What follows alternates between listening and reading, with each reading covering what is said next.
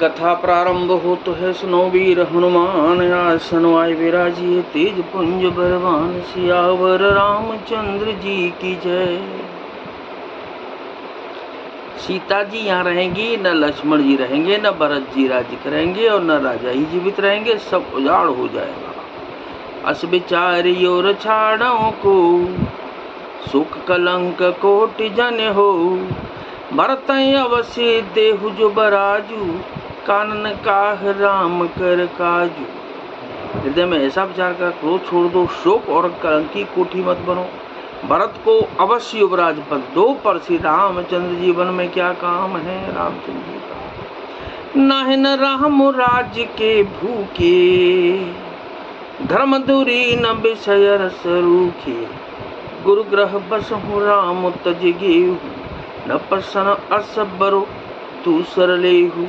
श्री रामचंद्र जी राज्य के भूखे नहीं है, वे धर्म की धुरी को धारण करने वाले और विषय रस से रूखे हैं, अर्थात उनमें विषय आसक्ति है ही नहीं। इसलिए तुम यह शंका न करो कि श्री राम जी बन न गए तो भरत के राज्य में विघ्न करेंगे। इतने पर भी मन न माने तो तुम राजा से दूसरा ऐसा यह वर ले लो कि श्री राम घर छोड़कर गुरु के घर रहें। जो नहीं लगे हूँ कहे हमारे, नहीं लागे कछु हाथ तुम्हारे, जो परिहास कीन कछु हुई, तो कही प्रगट जनावं सोई। जो तुम हमारे कहने पर न चलोगी तो तुम्हारे हाथ कुछ भी नहीं लगेगा। यदि तुमने कुछ हंसी की हो तो उसे प्रगट में कहकर जना दो कि मैंने दिल लगी की है।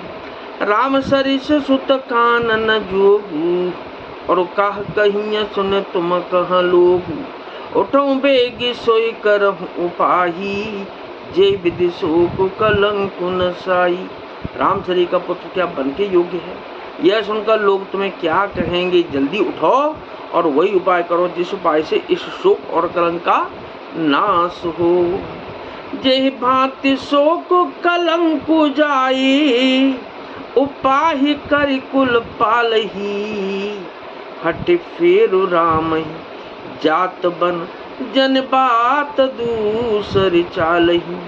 जिम भानु बिन दिन प्राण बिन, तनु चंद बिन जिम जामही।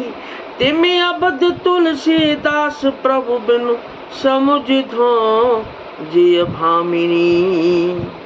जिस तरह नगर भर का शोक और तुम्हारा कलंक मिटे, वही उपाय करके कुल की रक्षा कर। बन जाते हुए श्री राम जी को हट करके लौटा ले, दूसरी कोई बात न चला।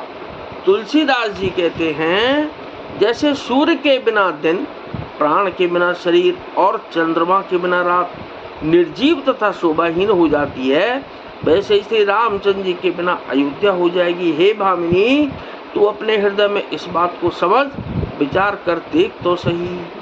सखन से गावनु दीन, सुनत मधुर परिणाम हित।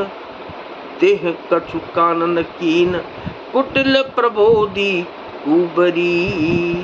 इस प्रकार सखियों ने ऐसी सीख दी जो सुनने में मीठी और परिणाम में हितकारी थी, पर कुटिला कुबरी की सिखाई पढ़ाई हुई कैकेयी ने इस पर जरा भी कान नहीं दिया। उतर न देहि दुस्सहर सरूखी, मृग नचितब जनु बागिन भूखी। व्याधि साधि ज्ञान तिन त्यागी, चली कहत मति मंद अभागी। कैकेयी कोई उत्तर नहीं देती, वह दुसह क्रोध के मारे रूखी बेमुरब्बत हो रही हैं, ऐसे देखती हैं मानो भूखी बागिन हरनियों को देख रही हो।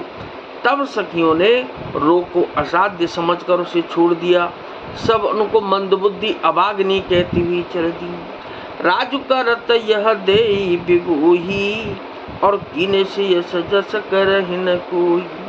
ए विधि बिलप है पुर नर नारी, और देहि कुचाले हैं कोटिक गारी।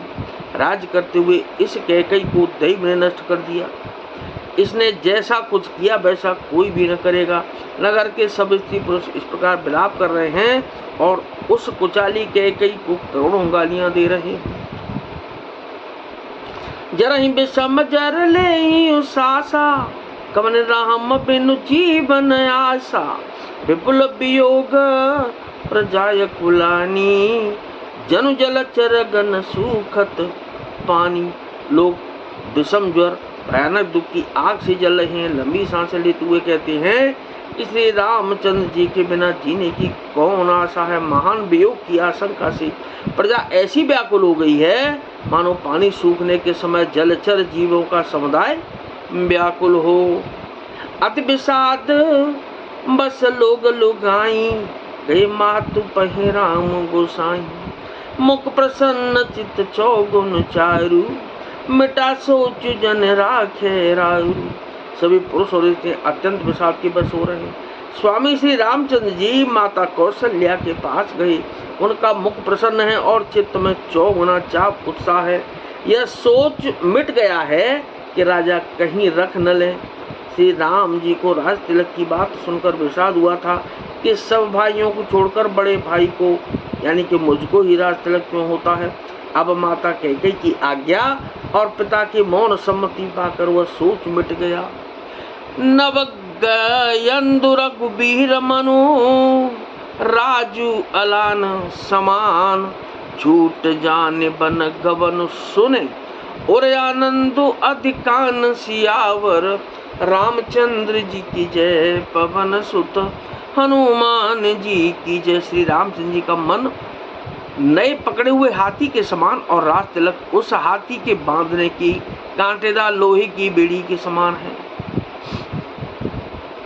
बन जाना है यह सुनकर अपने को बंधन से छूटा जानकर उनके हृदय में आनंद बढ़ गया है।